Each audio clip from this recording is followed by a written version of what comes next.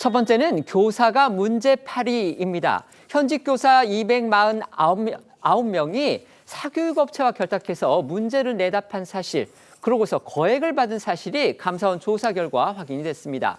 지난 5년간 이들이 받은 돈이 210억 원이 넘는다. 이게 감사 결과의 핵심 내용입니다. 네, 이 감사원이 어제 공개한 이 교사들의 사교육 시장 참여 관련 복무 실태 점검이라는 이 감사 보고서에 따르면요. 대형 입시 학원과 유명 사교육 강사들에게 이 수능 모의고사 이 문제를 제작해서 불법으로 판매한 교사가 최소 249명에 달했습니다. 이들이 2018년부터 2023년까지 이 5년간 사교육 업체로부터 받은 금액은요. 총 212억 9천만 원으로 이는 1인당 평균 8,500만 원꼴이다라고 감사원은 밝혔습니다. 특히 지역별로는요, 이 서울과 경기 등 수도권에서 거래 규모가 컸는데 그중에서도 서울이 160억 5천만 원 규모로 가장 컸고 이 과목별로는 과학이 66억으로 가장 컸고 수학이 57억 원 규모로 뒤를 이었습니다. 공교육의 공정성이 무너졌다, 이런 평가 나올 수밖에 없습니다. 그렇다면 교사들은 어떤 방식으로 문제를 넘겼는지 그 내용도 소개해 주시죠. 네, 불법 문항 거래는 주로 사교육업체가 EBS 수능 연계교재나 문제집의 지필진 명단을 보고 교사에게 연락해 계약을 제의하는 방식으로 시작됐습니다. 업체 측이 교사에게 출제 방향과 난이도를 지정해 출제 의뢰서를 전달하면 교사가 이에 맞춰 문항을 만들어주고 대가를 받는 식이었던 건데요. 하지만 대부분 계약은 구두로 이루어져 문서는 남기지 않았고 단가는 일반 문항은 10여만 원, 고난도 문항은 20여만 원으로 매겨졌다고 합니다. 현직 교사 16명은요, 이 학원과의 문항 거래 사실을 숨기고서 수능 또는 모의평가의 출제까지 직접 관여한 것으로 드러났습니다. 결국 교사들의 도덕적 해이가 정말 이 정도밖에 안 되느냐, 정말 이렇게나 도를 넘어섰느냐, 이런 비판이 또 나올 수밖에 없습니다. 네, 실제로 사교육 업체에 문항을 판 교사 상당수가 자신이 판 문항을 근무하는 학교의 내신 시험에 그대로 출제했고요. 이번에 적발된 교사 16명은 사교육 업체에 문항을 팔면서 수능이나 모의평가 출제 요원으로 전발돼 출제에 참여했습니다.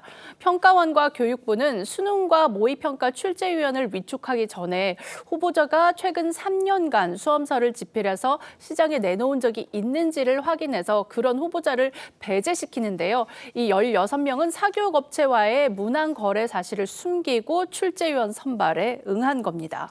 감사 결과에서 또 눈길을 끄는 부분이 하나 더 있습니다. 바로 한국교육과정평가원이 이 교사들도 풀기 어려운 이른바 킬러 문항의 출제를 방치했다. 이런 문항을 어떻게 학생들이 풀 수 있었겠는지 그런 의문이 드는 지금 그런 지적사항이 또 나왔습니다. 네, 2021에서 2023학년도 이 수능 수학 영역에서 예상 정답률이 5%에 미달하는 이 킬러 문항이 6개가 출제가 됐고요. 특히 이 2023학년도 수학 공통 영역 22번 같은 경우에는 이 검토위원 6명 전원이 정답을 맞히지 못했다고 이 감사원은 밝혔습니다. 하지만 평가원은 이 정답 도출 과정에 오류가 없다라는 이유로 해서 그대로 그냥 출제를 했는데요.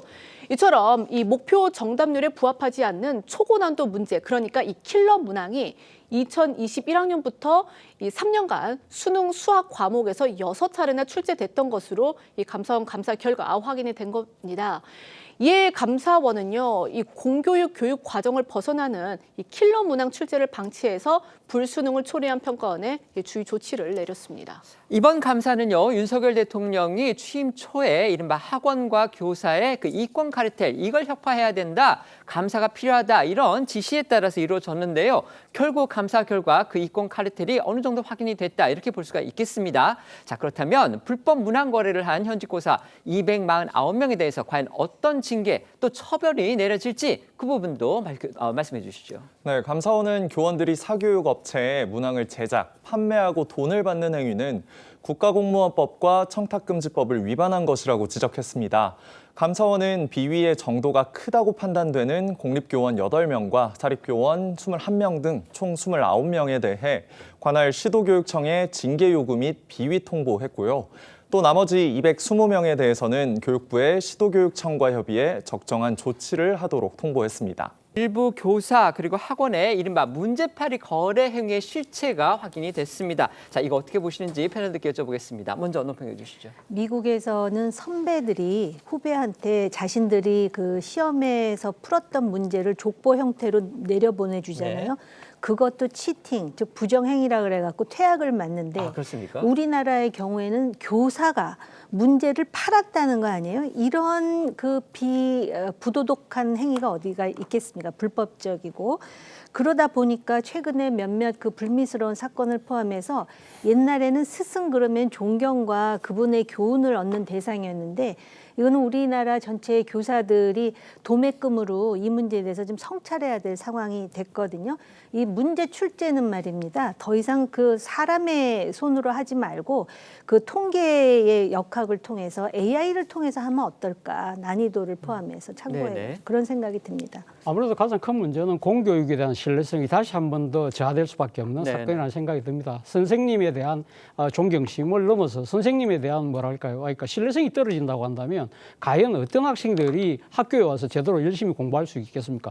결국은 다시 한번 사교육을 부추기는 그러한 악순환으로 빠질 수밖에 없기 때문에 이 부분에 대해서 철저하게 저는 단죄가 되고 거기에 대한 대책이 필요하다는 생각이 듭니다. 네.